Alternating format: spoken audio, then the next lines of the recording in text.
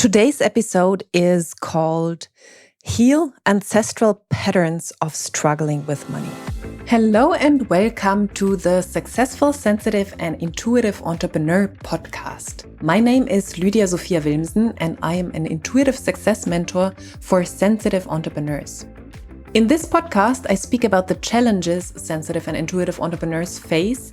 I offer you new perspectives and solutions, as well as experiences of other entrepreneurs. Plus, I speak about my personal experience of being a highly sensitive person who has successfully built and scaled 2 businesses. All of that with the goal to make you and your business even more successful in your very unique and authentic way. Have fun and enjoy. Okay, money is always a big issue for us entrepreneurs, and the struggle very often is real. And today I want to go a little bit deeper. I want to go away from just looking at your own beliefs and looking at what are you thinking about money, for example, about making money, and look a little bit deeper where those beliefs come from. Because you are shaped by where you come from. You are not only shaped by your everyday scenario, by where you live, by your environment, by the people you spend time with now. All of that is based in the environment from where you come from or from where you come. And this is why I said to heal ancestral patterns of struggling with money. So yes, you can work on your own beliefs now about money, about making money, about being successful, about having a successful business, all of that.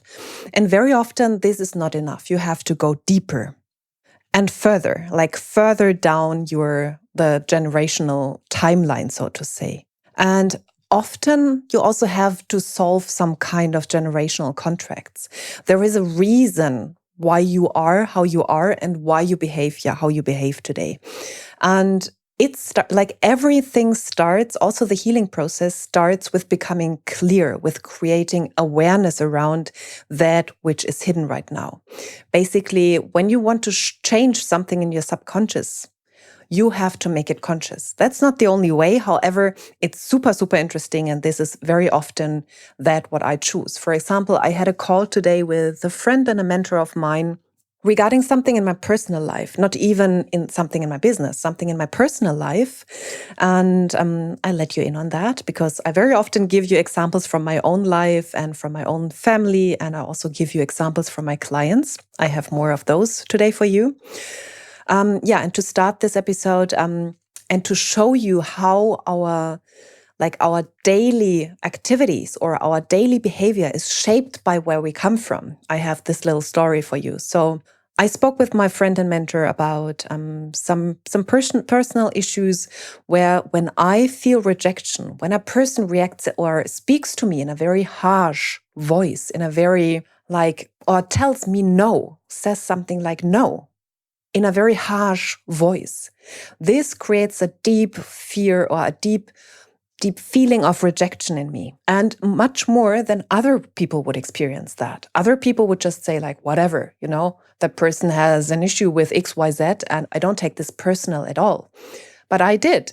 And we uncovered that this was due to the fact that the way how I grew up in my cult setting, but in a cult-like setting, very often, or not very often, always, from being a baby on, decisions were made over my head. Also until I until I turned 18.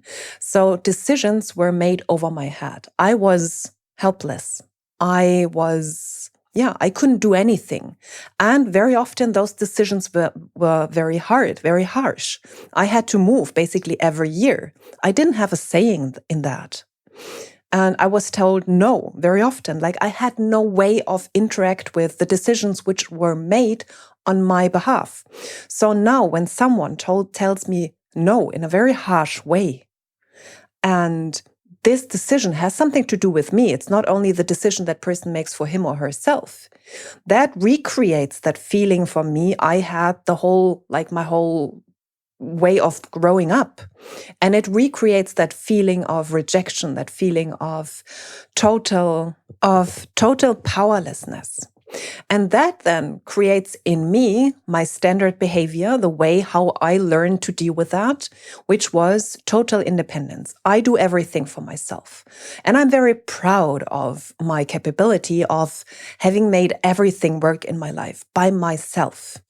So my way was going into independence. Then no one could choose on my behalf anymore because I was the only one responsible. And this created, for example, struggle in my friendships and in my relationships, because my way was always, when someone reacted in that kind of way, I'm gone. I'm too worthy. I'm too proud for that. I don't even deal with you anymore. I'm just gone.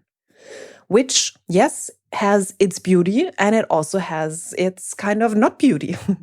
You obviously get that because, yeah, it's easy to go.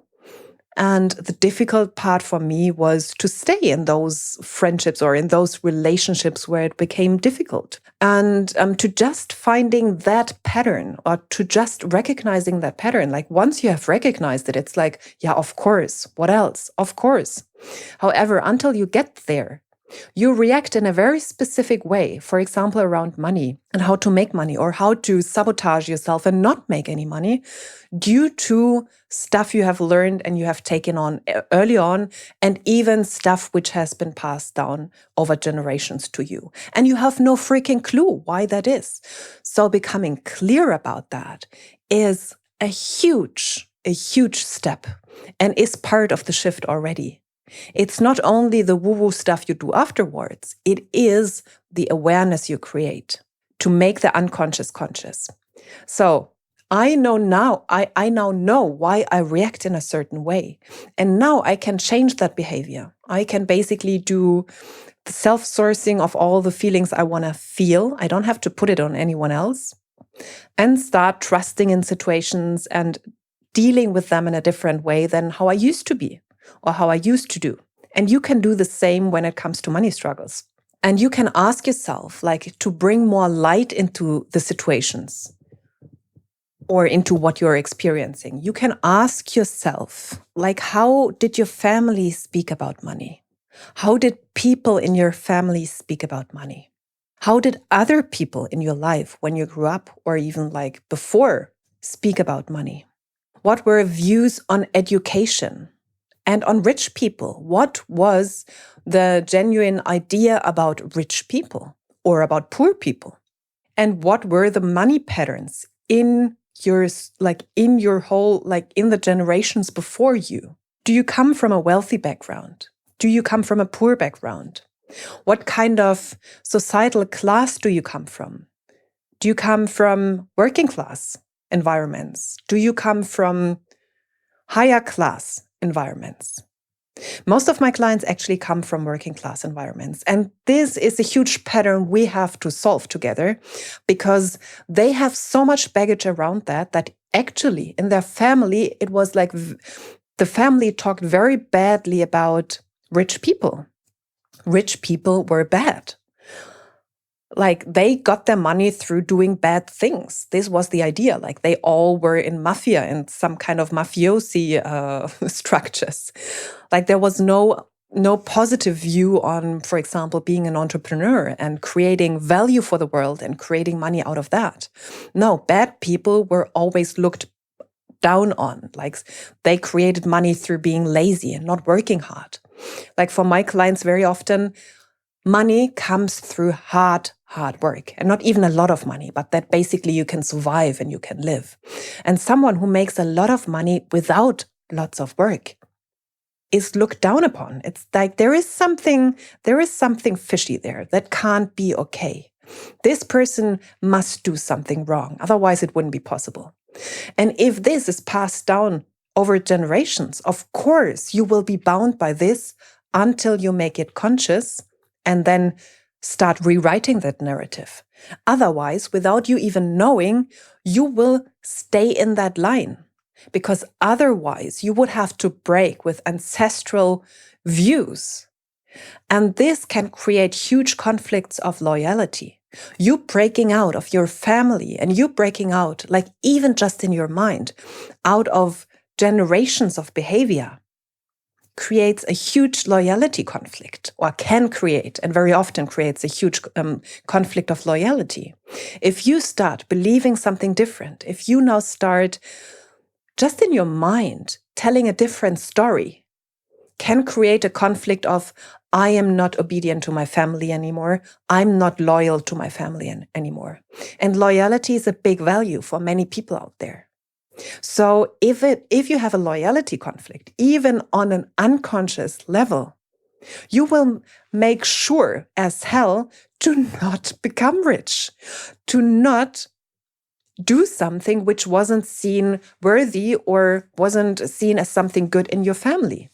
If your family is proud, or if your forefathers were proud of creating a little tiny bit of wealth through hard work, you now not working at all or just working a little bit and creating huge amounts of money will create a conflict of loyalty in you, because how can, like, you would basically sacrifice generations of hard work and prove them wrong. You would prove them wrong because you would say, or you would show with your life, I can make a lot of money without working hard. And who are they who told you, like, over generations passed down, hard work creates sufficient amount of money to whatever, have your family survive? Like, you would prove them wrong. And we don't want that. They are where we come from. We don't want to cut ourselves off from our roots. So through becoming clear on that, you can then choose a path which is not, or which doesn't create a conflict of loyalty. For example, what I often do, I work with systemic constellations. So we basically create a kind of ritual where you, just in your mind or in a kind of theatrical setting, you get permission from your ancestors of going forward on your path. And just asking that, even though they are not alive anymore, can create, or you can get actually a yes from the people before you to leave the way of doing things how they did it and create your own path. So there are many different modalities to use to actually get permission from your forefathers. And this might sound funny for you, and it's actually not about permission from your forefathers. It's not about permission from your ancestors. It is something we need to shift in your mind to make it okay for you and to know you still will be loyal to your family and to your values when you become wealthy as fuck, so to say. And this is something we need to shift in yourself. And very often there can be a nice ritual involved where you actually get permission from your ancestors to move along and, create something new, create a new timeline for your family, basically.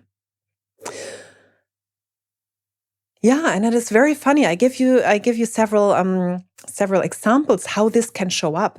For example, my own example.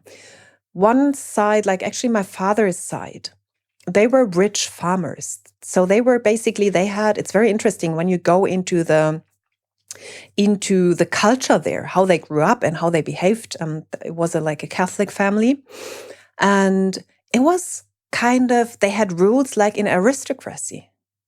It was really interesting. They had the same rules. It was like nobility, just as farmers. They had the same rules. It's super interesting. And because they were very Catholic, it was always the rule, spend money on others. It was never spend money on yourself. Do good, spend all that money, but not for yourself. And this was what was passed down. Like also my father, like my family. Yeah, he made a lot of money. He earned a lot of money, or my whole family. And it was never for the family. It was always for other people. Like, earn a lot of money, be really good when it comes to money. However, this is never for you. And I had to break through that pattern because I was the same. I made a lot of money and I never kept money for myself. I didn't buy, or I didn't build wealth from early on from my own family, so to say. I was quick and getting rid of it again very quickly. And I had to break that pattern in order to actually start growing wealth. And one client of mine, for example, came from, as most of them, from working class environments. And from early on, it was very clear, the message was very clear on don't become one of them. Like, do whatever you want. You have all the freedom, but don't become one of them. And that meant like basically the rich neighbors or the rich class, the upper class. And what I already mentioned, you have to work hard for your money. Another example of a client of mine was that the father was a gambler. So he actually made a lot of money and then he gambled it away together with the money of the mother. So lots of money actually meant to be very vulnerable to losing it. It meant everything will be taken from you. So of course, my client had such an issue in the beginning with making lots of money, because what if I gamble it? And there was really a scenario where it wasn't so much about gambling, but in other ways, losing all that money again that she had made. And she had to break through, she had to recognize that pattern, that fear in hers, and that pattern, that ancestral pattern, basically, and make sure that she went a different path and she could get rid of that fear and she could basically heal that old wound of my father is gambling all the money. So I better not make any money so that no one, not even myself, can gamble it away. Another example was where a client of mine had a father who was wrongfully imprisoned. So he was imprisoned and I don't know, after 1 or 2 years, released again because it was wrong. Like some issue in the system had put him in prison for nothing. So the fault was on the system. And my client created something around that of, I don't want to be part of the system. The system doesn't support me. The system doesn't create safety and security. So I don't want to be part of the system altogether. So she didn't want to be part of the money system neither. Like she didn't want to be part of all of that. And of course, she struggled in making money because she didn't want to be part of the system. Those are some scenarios, and I could give you more and more about that. However, it's not so much about me telling you all the different scenarios. It's about you becoming clear of what patterns have been going on in your family. And you can go like as far back as possible. Very often we only know what has been going on in our parents, at the age to our parents, or to grandfather and grandmother level. If you know more, really go back and see what the money stories are. Who made money? Was it the father? Was it the mother? And if the mother brought the money, how was she seen?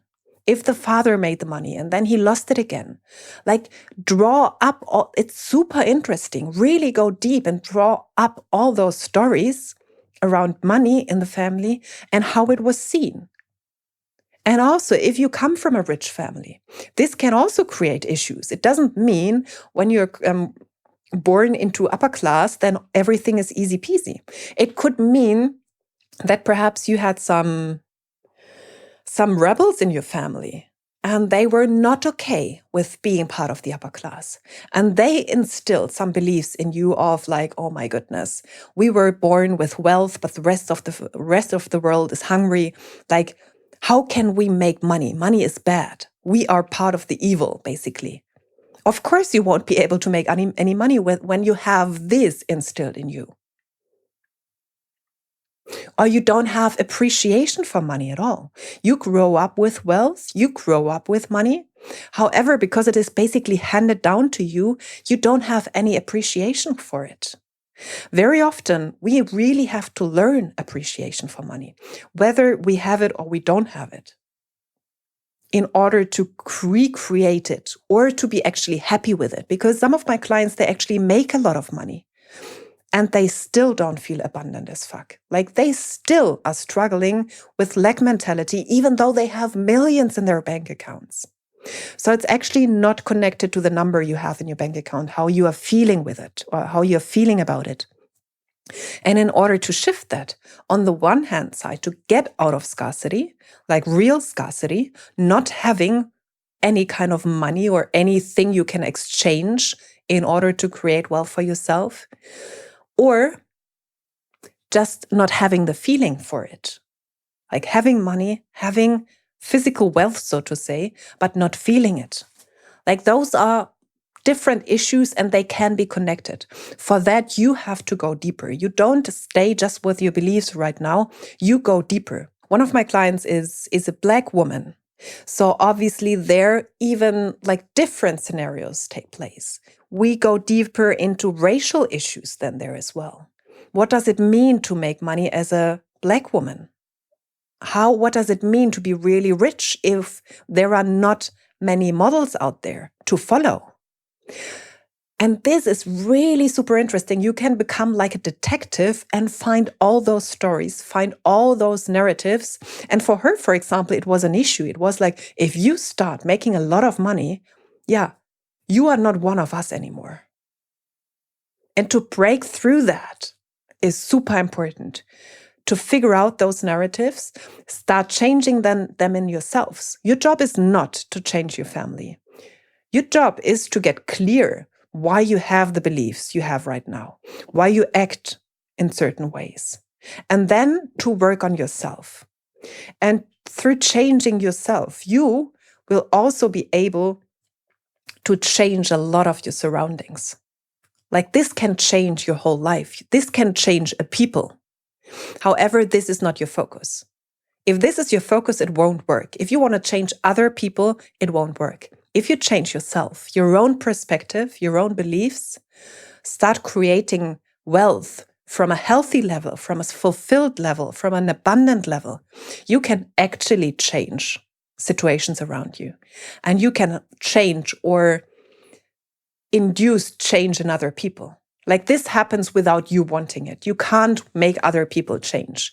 They can only change because they want to. So your job is to look at yourself and change those things in you. So a quick summary from today is basically you are shaped by where you come from. And that means to uncover all the hidden and not so hidden truths and narratives which were told or which were lived by in your family and even further down. Also, not only in your family, but also in the environment you grew up in, the class you grew up in, the culture you grew up in, the country you grew up in. There is so much gold hidden for you because when you start transforming those narratives, uncovering and then transforming those narratives, you can actually create wealth. You can actually create gold for yourself. And it starts with rewriting those stories. That's all for today. And it's actually a lot because it means for you to go deep. It means for you to uncover the stories you have lived by and have been shaped by so far. And then you can actually start changing them. And awareness is the first step. Awareness means you know why you do what you do. And then step for step, you can experiment with that. You can change some. You can, on the one hand side, you can change the beliefs you have. And on the other hand side, you can switch up the behavior you have. If you need further support with that, reach out to me. I have 2 spots for January 2020 available. If you want one of them, reach out to me and then we can talk about it. Much love for you and speak to you soon. Did you like this podcast episode? Then I would be super, super grateful if you gave me a 5-star rating and review on iTunes. Super helpful. And please subscribe to the podcast and share it with people who you know can benefit from it. You can find all links to my social media profiles, my website, and contact form in the show notes. And whenever you're ready to take a next step, and that means you want to live a life of more on all levels, then send me a message with where you want to go and what is keeping you where you are, like what keeps you stuck at the moment. And then I'll get back to you as soon as possible. Thank you for listening, and until the next episode, much love to you, Lydia.